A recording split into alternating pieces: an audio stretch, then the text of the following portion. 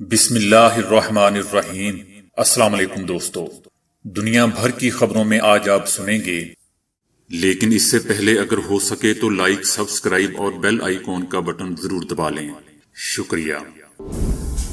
سعودی عرب جانے کے خواہش مند افراد کے لیے ایک چھوٹی سی خوشی کی خبر۔ امریکی پالیسی خود فریبی تھی۔ امریکی جنرل ایران سے سفارتکاری کے دیگر راستے بھی اپنائیں گے۔ امریکہ افغانستان میں 70% میڈیا کا کام بند، صحافی بے روزگار۔ شاہ رخ خان کے بیٹے آریان خان کو 20 سال تک کی سزا ہو سکتی ہے۔ افغانستان میں لڑکیوں کے سکول کھلنے کی امیدیں دم توڑنے لگی۔ کورونا سے بچاؤ کے لیے کیپسول بھی تیار۔ حضرت علی رضی اللہ تعالی عنہ کا ایک خوبصورت فیصلہ۔ تو آئیے چلتے ہیں اب خبروں کی تفصیل کی جانب۔ سعودی حکومت نے سفری پابندی والے ممالک کے تعلیمی شعبے سے وابستہ افراد کو آنے کی اجازت دے دی ہے۔ سعودی جنرل سول ایویشن اتھارٹی کی جانب سے بڑی چھوٹ کا اعلان کر دیا گیا ہے۔ تعلیمی شعبے سے وابستہ افراد کو آنے کی اجازت دی ہے۔ اساتذہ اور اسکالرشپ لینے والے طلبہ کو بھی آنے کی اجازت ہے۔ تکنیکی اور پیشہ ورانہ تربیتی اداروں سے وابستہ افراد کو بھی آنے کی اجازت دے دی گئی ہے۔ مکمل ویکسینیشن پر انہیں قرنطینہ سے بھی استثناء حاصل ہوگا، لیکن ویکسین کی ایک خوراک کے حامل افراد کو قرنطینہ کرنا لازمی ہوگا۔ دوستو، یاد رہے کہ سعودی عرب کی جانب سے 10 ممالک پر سفری پابندیاں عائد ہیں، جن میں بھارت، پاکستان، انڈونیشیا، مصر، ترکی، افغانستان بھی شامل ہیں۔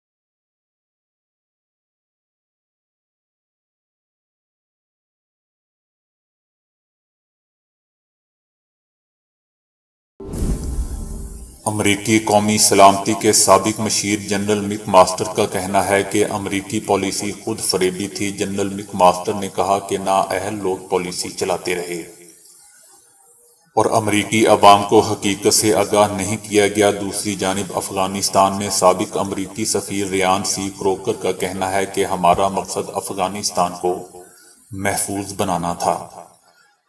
ہم نے تحمل سے کام لیا تھا مگر ایسا نہ ہو سکا۔ ریان سی کروکر نے مزید کہا کہ ہماری بے صبری کا دشمن نے فائدہ اٹھایا ہے۔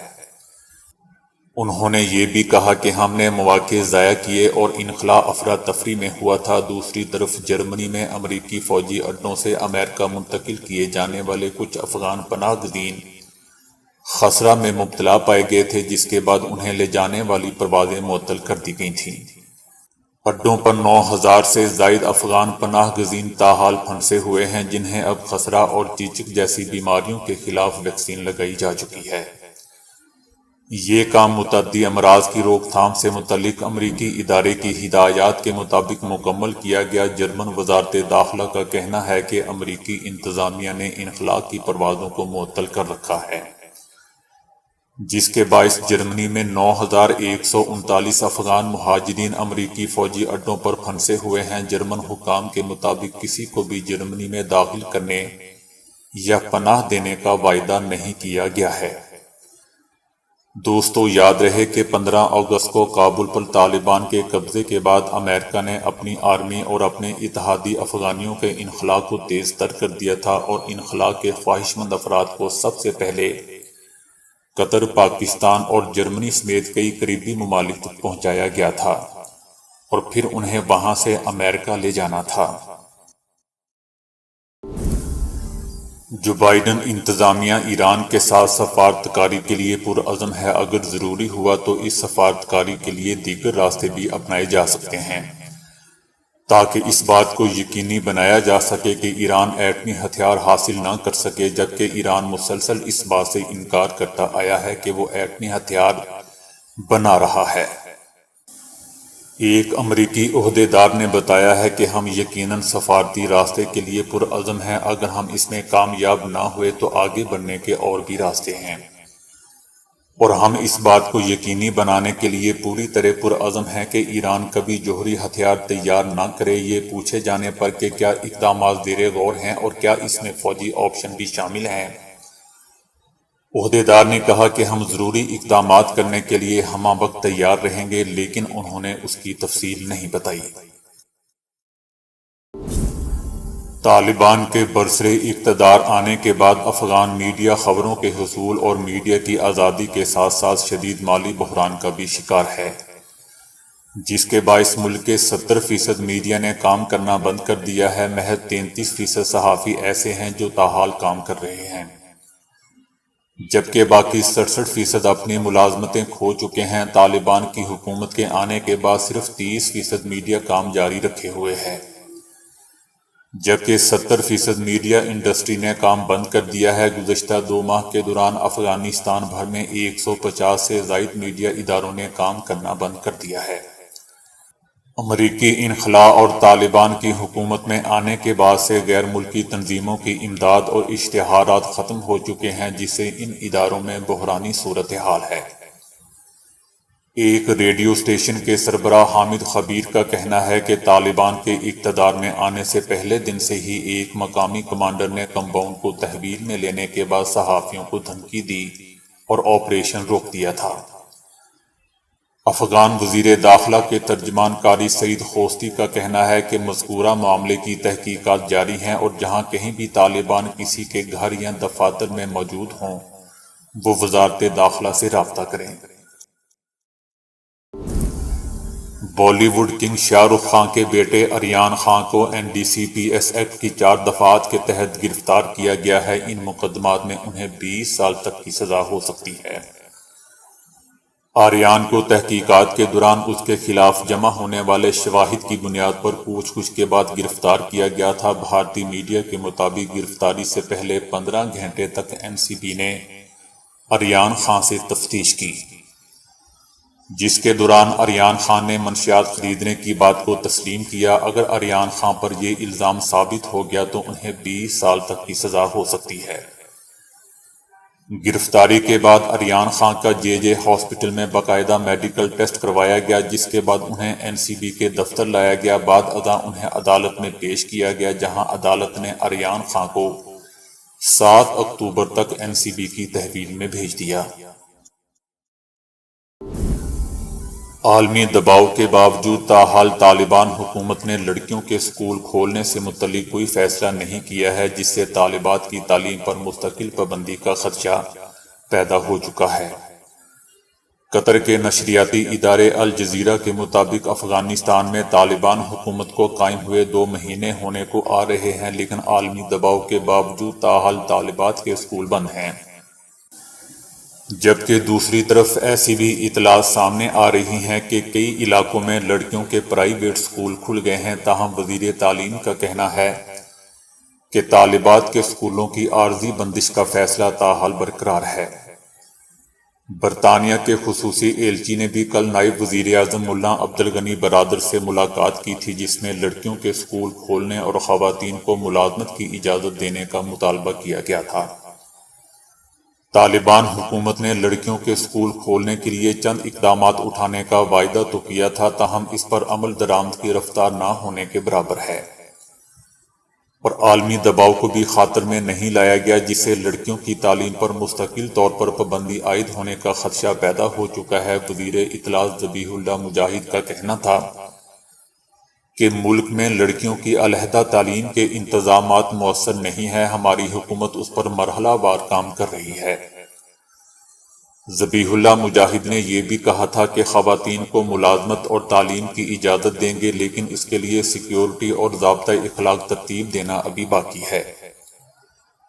تاہم حکومت نے نہ تو اسکول کھولنے کا لاہ عمل اور نہ ہی ٹائم فریم دیا تھا۔ دوستو، یاد رہے کہ اپنے پچھلے دور حکومت میں بھی طالبان نے لڑکیوں کی تعلیم پر پابندی عائد کر رکھی تھی، جس پر انہیں پوری دنیا میں کڑی تنقید اور پابندیوں کا بھی سامنا رہا تھا، تاہم طالبان نے اپنا فیصلہ تبدیل نہیں کیا تھا۔